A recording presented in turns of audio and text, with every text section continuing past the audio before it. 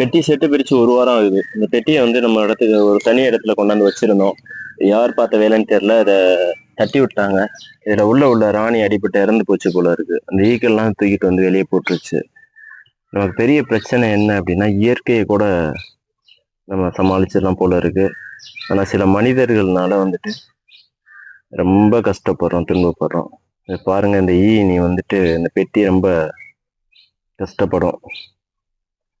ராணி இல்லாத கூடு ரொம்ப வேதனையா இருக்கு.